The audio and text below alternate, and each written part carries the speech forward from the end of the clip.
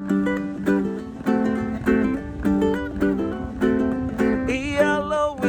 a little aloha in our day. Spread a little aloha around the world. At breakfast with Bob. Thank you, Poncho Man. Welcome, everybody, to Breakfast with Bob, not quite Kona edition. My name is Bob Babbitt, and we're brought to you by Hoka One One, by Form Smart Swim Goggles, Master Spas, Clash Endurance, UCAN, Hyper Ice, Premium Plus Sports, and, of course, our Challenged Athletes Foundation. In 2021, we sent out 3,038 grants, totaling about $5.1 million to get Challenged Athletes equipment, training, travel equipment they need to stay in the game of life through sport. Our next guest, a young man who is changing the world, Mr. Sam Holness, and his father, Tony. How are you guys doing? I am cool, Bob. I'm enjoying the sun in Lanzarote and getting some warm weather training before my first 140.6 Ironman in Frankfurt at the end of June. And how are you, Bob? I am doing great. Hey, and Sam, talk a little bit about you have autism, and you are, I think, the first athlete with autism to complete an Ironman 70.3 and complete the Ironman 70.3 Worlds. What has this journey been like for you? I was diagnosed with autism at 4 years old. Autism impairs my speech and communication. Sometimes the words get stuck and they don't come out, and the words get muddled up. So be patient with me when I don't answer quickly. I also get a little anxious in new situations. However, when I train or race in a triathlon, it improves my self-esteem and I am much more relaxed and I'm happier. I think because of my autism, I can concentrate for long periods without getting bored. So maybe it's a superpower. I think it is a superpower. The fact that for someone with autism, doing something on a regular basis, and Tony, you can answer this. So yeah. When did you realize that sport was a great outlet for Sam? You know, I think when you have a child with a disability, you never know what's going to happen. All parents go through this. And then Sam went to school, he did okay, you know, normal kid stuff that happens. And then we got to around 16, 17, and we thought, you need to go and socialize. So we swim into park runs on a Saturday morning and let him go off on his own. And then he could swim from he was 3. He'll tell you about that. He was 3 years old and swimming. And then we just thought, you know, let him go. You can socialize, you get healthier, go out and do your stuff. And then all of a sudden, he just took to it. You know, he just focused and he kept running, and I couldn't catch him. Yeah, that was the answer. And he only learned to ride a bicycle at 14, which is really amazing. And that's part of the autism. And again, like every dad, I had him out there every Saturday morning on his bike. I used to pull him around at the back of the bike, sit him on the handlebar. I did all sorts of stuff. And one morning at 14, he just got up, got on a bike, and he just rode down the road. And I just couldn't believe it. And that's the autism. It's what, you know, it's rewarding to see what he's doing now. It's great. It's really, really cool. And Tony, when did you realize that sport made you feel good about yourself? You know, so I like all of us, I did sport when I was younger. Yeah. I played a lot of soccer, and that game you guys don't even know about in America called cricket. Yeah. Oh yeah. Because I grew up in the Caribbean. I grew up in Jamaica, so we played a lot of cricket, a lot of soccer, and athletics as well. But I wasn't the fast guy. I was a smart guy. Yeah. I was the guy who could think. You know, there were naturally gifted athletes, and we always knew sport. I mean, just if you go up in Jamaica, sport's what you do every day. That's just it. And we always wanted Sam to do sport, but we're never sure he could do it. Yeah. And, you know, it's just a way of making friends and relationships. And that's what it really was about. But what happened to Sam is with autism in the UK, is that Sam went off and did a degree. He got a degree in sports science. Yep. And then he tried to get a job. And it's so difficult to get a job when you're on the spectrum, a real job. And then we thought, you know what, if this guy can focus and concentrate and he works hard, he trains 3 or 4 hours a day without pushing. If any coach would love to have him. I'm just telling you that right now, any coach. Right. And he's good at it. And we thought, you know what, a couple of years ago, he did Qashqai, Portugal 70.3 in 2019. And he just focused on that. And he just does this every day. And we thought, you know what, we're going to try and make a champion. So that's what we're doing. And we're giving ourselves another 3 or 4 years to see if we can get this guy to podium at a world championship event. And that really is our goal. And it's just brilliant for him. What's fascinating is we had a kid named Chris Hammer, one of our CAF kids, who's been in the Paralympics and the paratriathlon, has finished 4th the last 2 Paralympics. Yeah. He's missing his hand. And he jumped into 70.3 Augusta and went 4:01 and beat 10 pros and qualified to be a pro, became the first challenge athlete to become a pro. So we see these things happening every day where someone like Sam is eventually going to be a pro, potentially. And that changes the whole perception, right, of autism. Sam, how important is it for you to be that role model for that next young man or woman with autism? Well, part of my autism is that I am a quiet guy because I'm not great at meeting new people and dealing with new situations. It's okay. So that'll help you with that one, yeah? Yeah. Because what we're talking about is motivating other people. Yes. Yeah. And Bob, I think when we do this, I'll help Sam out with some of the questions. Yeah, because of course this is a group conversation. It's exactly where we're having a cup of tea somewhere. Exactly. And basically, I think one of the questions we talked about was, do we get a lot of DMs, a lot of social media from parents about this? Yes. And I tell you what, it's amazing. When we started out, it was just like, hi, I'm Sam, I'm a triathlete that has autism. We used to say, I'm autistic and I'm a triathlete. And everybody said, no, you're a triathlete who happens to have autism, which is a different perspective. But every parent we speak to, we've done talk events like this for US, Canada, South Africa, Jamaica. We'd go all over the world. People just call up and say, can you talk for 20 minutes to some families? Yeah. And everybody says, I follow Sam because he gives me hope. Yeah. There's a great story about this mum, and she said to me, my daughter doesn't stop swimming. I put her in the pool, and I can't get her out. And she said, what should I do? And I said, just leave her in there. You might have a champion on your hand. Yeah, you might have a champion.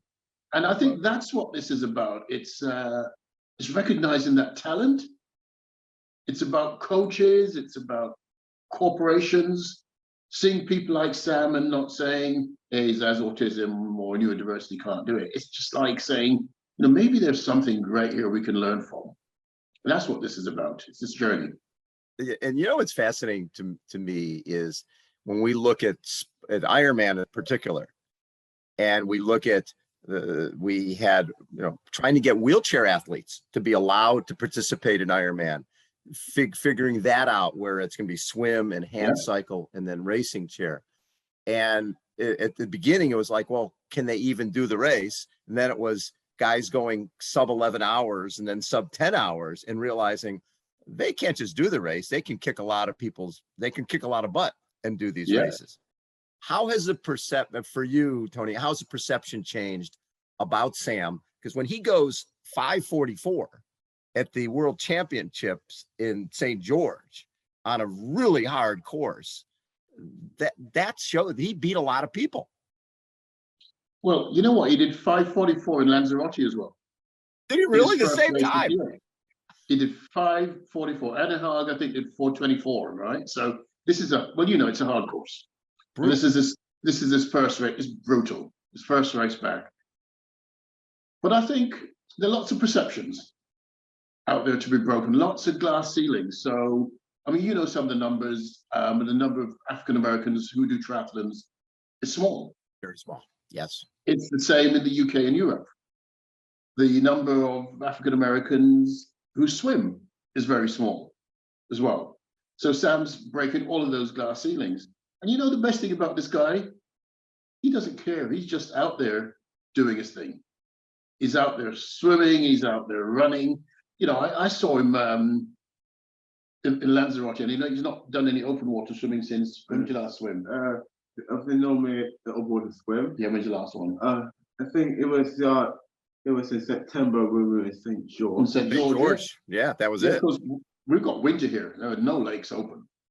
And, you know, I think for your eye to just jump into the sea blind last Saturday and just do it.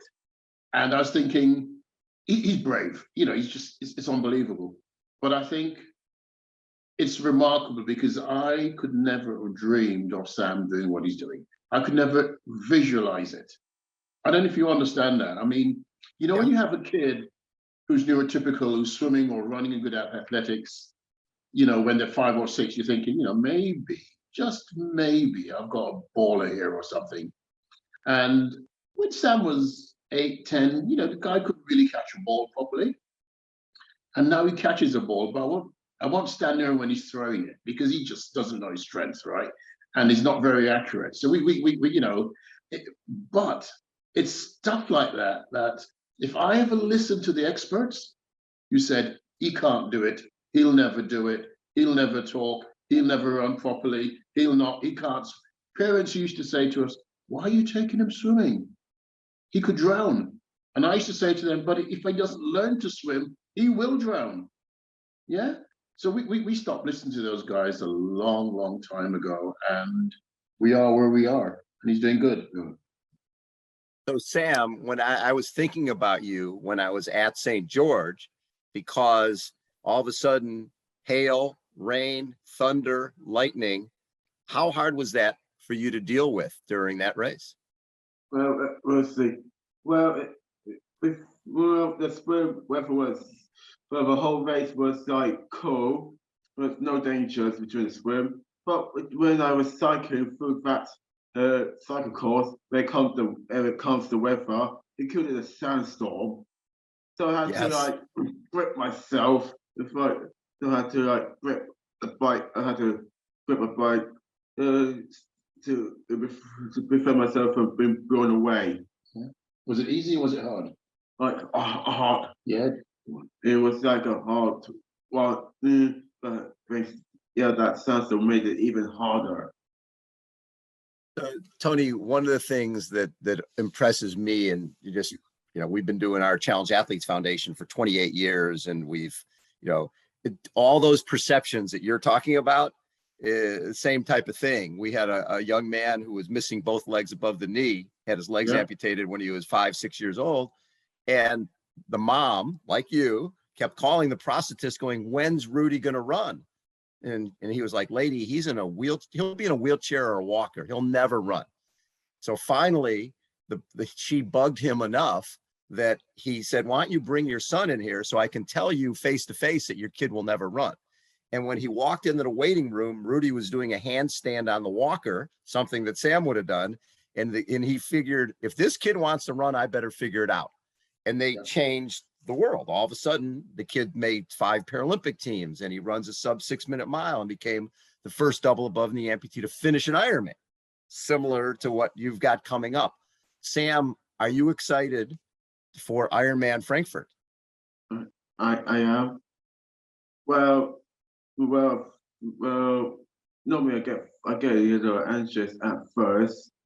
Sometimes I get anxious at first about new places. New places at first. But when the race begins, I'm gonna start to but when that race starts, it would start training for Frankfurt. My nervousness will disappear. Yeah, good. Yeah. Very cool. Yeah, that's going to be exciting. That will be the first time you guys have been to Germany. No, we went to Germany. We did the Hamburg. Yeah, I did Hamburg for Olympic distance. When was that? Olympic distance. Since 2019 July. Was it July? Yeah, July. Very big crowds in Hamburg.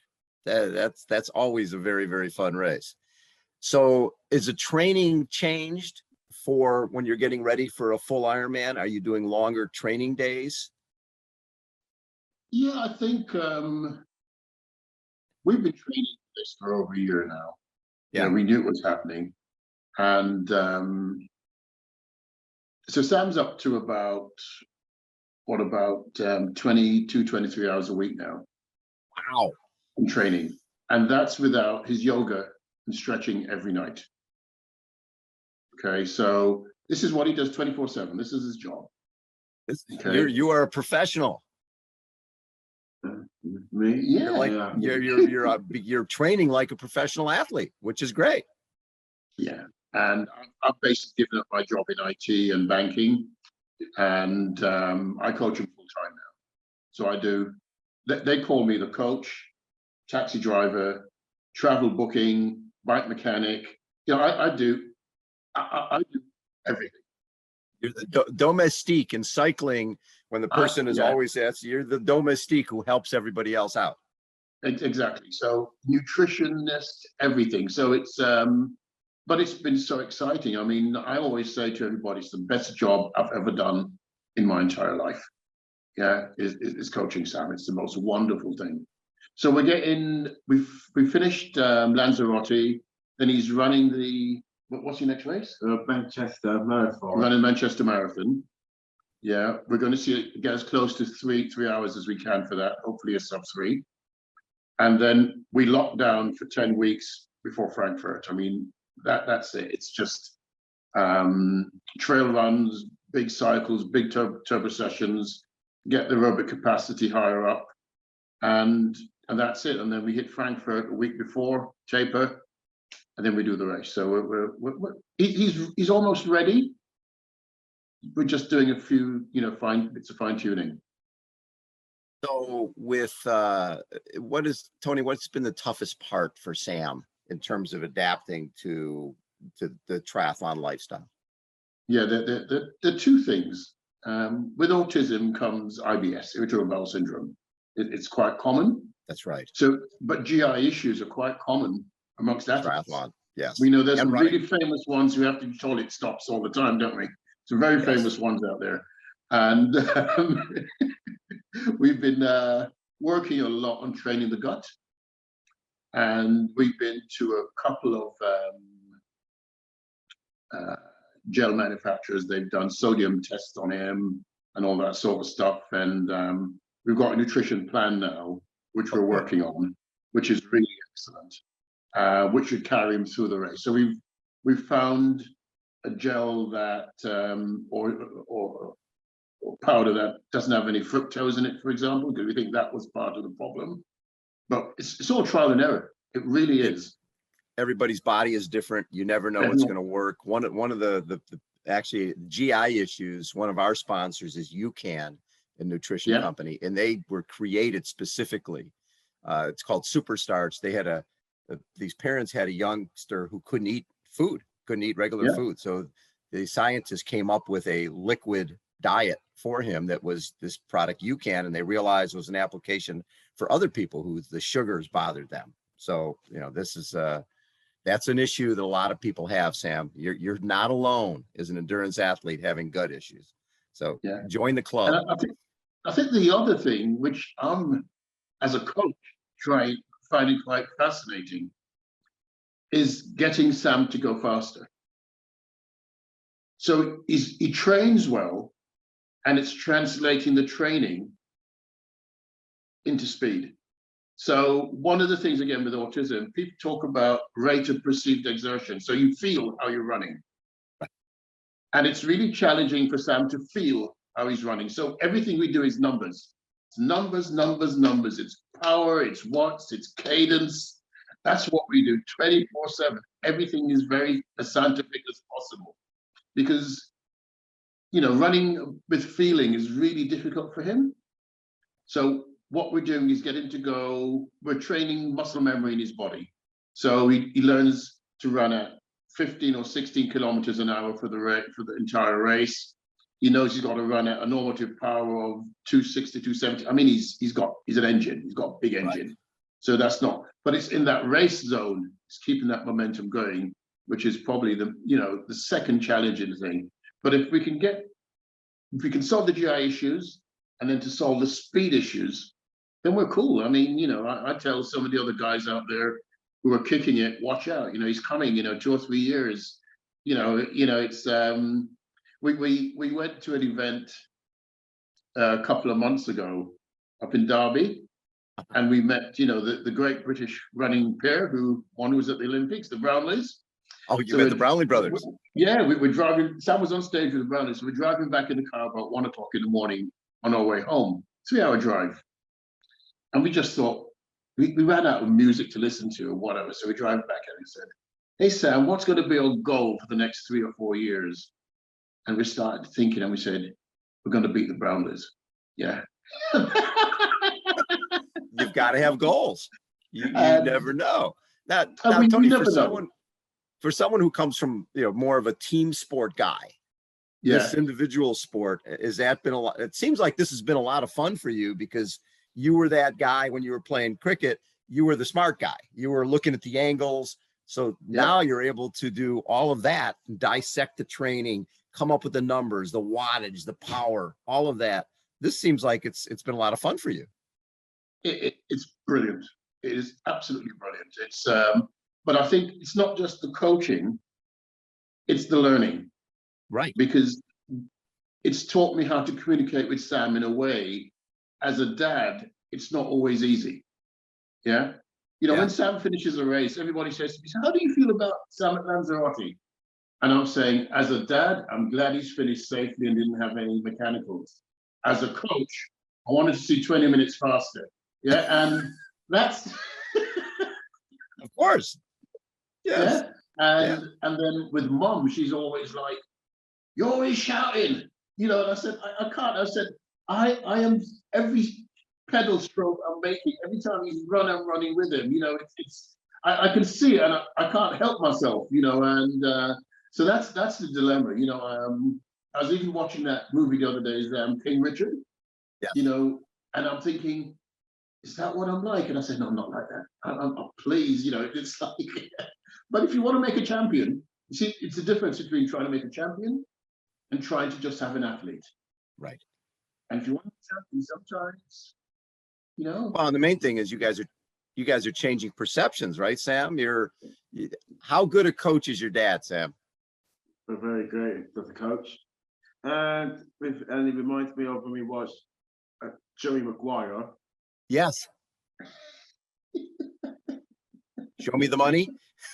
Show me the money. That's what he does. Because I'm his agent as well. So he says, it's Jerry Maguire. So we have,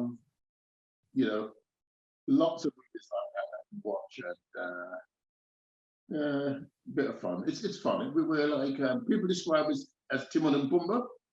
Yeah. In The Lion King. Yeah. That's what we're like. We're always arguing. We're always bickering. Yeah. Sam, what's your favorite workout? What do you like to do? It's swimming. Swimming is my favorite discipline. Uh-huh. Okay.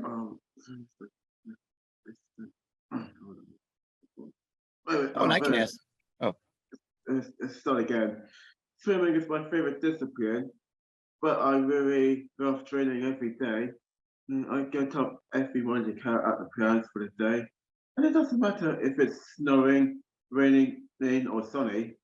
I make sure that I complete my training schedule. You're like the perfect athlete. How many coaches have athletes that go, "I don't feel good today. I don't feel like doing the whole workout." Sounds like whatever you put down, Sam's going to do it. Yeah. I think being autistic allows me to remain focus on my training. For Yes. example, one of my favorite workouts is a 20 kilometer or 30 kilometer aerobic session on my indoor rowing machine. I just never get bored. I'm happy to work out while watching a movie like Rachel Great Escape or Bullet starring Steve McQueen.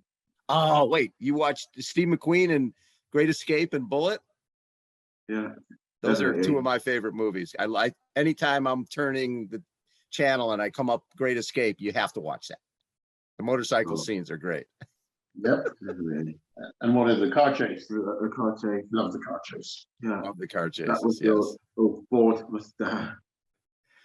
So, Sam, do you enjoy speaking to groups about autism and how it hasn't stopped you from achieving your goals? I have. Yes, I have. Do you like talking to, when we do Zooms like this? Yeah. Do you enjoy doing that? Yeah, definitely. What's the best thing? The best thing is what's my favorite best thing? It's So do you like telling people?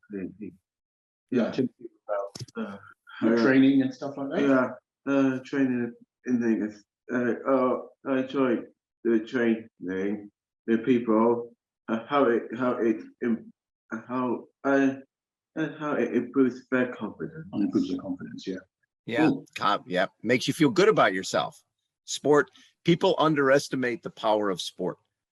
Sport makes people just better at everything they do. So this was Lanzarote. Was that only the fifth 70.3 that Sam has done? Yeah, St. George was the fourth. That's what it is, number 5. Yeah. You've come a long way. Yeah, I've already done Cascai, Polkar, Stratford, and Utah. And now Lanzarote. Well, Utah was the first one I ever did in the Americans. in America, yeah. And so after Frankfurt, what will be the rest of the season? What events? Or you just, is all the focus right now Frankfurt, and then we'll figure it out from there? Yes and no. So Frankfurt's sort of the B race. It's the B race. Yeah. Is the A race happen to be in October? It's potentially in October.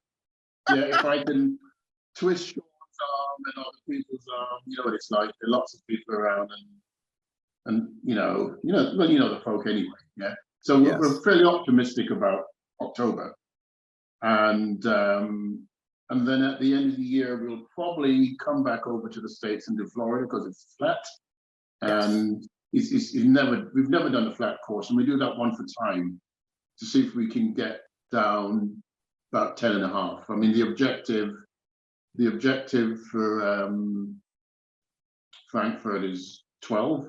Yes. Yeah, and that I think it's reasonable. We've done the numbers, and as long as we can get him to keep his pace, especially on the run, which is the hard bit. The bike we're not worried about. It's the run. Get the right pace running about straight through for the marathon. That's not the issue. And then we can get around 12, and then we're going to look to take times off there as we go through. And then the objective 2023 is sub 10. Within 18 months. That's you got to have goals, and I don't think it's unrealistic with the right course. Is in terms of eating and drinking, does Sam have a schedule? Like when you're doing a race, Sam, we want you to eat and drink at mile 20 or at 40. What do you have a plan going into the race, Tony? Yeah, so we have a fairly simple plan for that. So yeah, we use his watch and set an alarm every 30 minutes. The alarm goes off. And when the alarm goes off, it's either got to have 30 grams of carbs, and he sips his electrolytes every 20 minutes, and he has so much electrolyte to drink in so much of a time frame. And we do that when he's training at home. So we know exactly what he's eating in terms of carb intake and electrolytes. And then we write some notes on his bike as well, as a reminder. So we use everything we can. I just stick a note on there because you can get to the bike And then if you get to the bike, the run's not as hard. Then he has a running belt with him. And in his running belt, he'll either carry some gels, he'll probably carry some sodium tablets as well. And which means that he carries those couple of water bottles on his belt as well. So he can put some sodium tablets in or some electrolytes, his own electrolytes, and just keeps refilling those and having his gels, and he should be fine. So we've worked on that a lot because we've had races where he's almost crawling home because of his gut issues, GI issues. Right. Yeah. But he didn't stop. That's the most amazing thing. He just kept, he crawled home, and then he sort of had a belch, sorry, and then he was okay, next, because it was just wind. But yeah, so we have a plan. Nutrition is critical. For example, he's also gluten-free, so we know that 3 or 4 days out, there's no red meat, it's only white meat. It's all of that pre-planning that has to go in place, and the discipline of that, because it's always good. Sometimes we're out, we're thinking pizza, all the stuff that you can't have, we want to have, good steak before the race, we just can't do it. Right. Well, yeah, it's that's the toughest part. So how is mom in all of this? Because obviously this is a family thing. Everybody has to buy in because it's 24/7. Is mom on board? Yeah, well, she keeps us honest is the first thing. Yeah. So I've given up work. She's still working. Yeah. And you've probably seen that Ironman video. She's a professor. She's the bright one of the family. She's the brains, Right, amongst all of us. And she's extremely structured. I mean, to the extreme. We like this because we can go out and play lads games. We can train. I can chat. We can look for new bikes and stuff. We can buy all the gadgets. right. And she's the one who just says, look, keep this house clean, because if you came into our house now, you'd be tripping over bikes and kettlebells. Yeah. that's what a home is like. It's bikes and kettlebells. And it's like a sports bar, isn't it, Sam? Yeah. We have like 2 TVs on and a projector. Yes. At the same time. We're watching like 3 different sports, and she's a good lad, so we're okay. I love it. Hey, Sam, congratulations on everything you've done. You are changing the world, my friend. You do have a superpower, and that superpower will allow other kids with autism to see that there is hope, and that their success is lying around the corner. You guys, thank you, Tony, and thank you, Sam, for taking time. I really, really enjoyed chatting with you both. Thanks, Bob. Thanks. Yeah, thank you very, very much. It's really appreciated. Thanks for the opportunity. I mean, anything to raise awareness of autism, anything to let people know that they can achieve. Exactly. I think is what this is. That's the bonus. But I always say, don't forget, we're working on this guide to become a champion. Right. If it means we've got to come to Colorado and train, or we go to Girona, we will do what we have to do. And that's really our commitment to Sam, to get him to be the best he can. I love it. Again, Tony and Sam Holness have been our guests. This is Breakfast with Bob, Not Quite Kona edition. Thanks, everybody, for tuning in. We'll catch you next time. Thanks, you guys. Cheers, Bob. Thank you. Pleasure. Way to go, Sam. And I liked all the sponsor stuff, man. You're looking good. You are a sponsor's dream. Thank you. Thanks, buddy.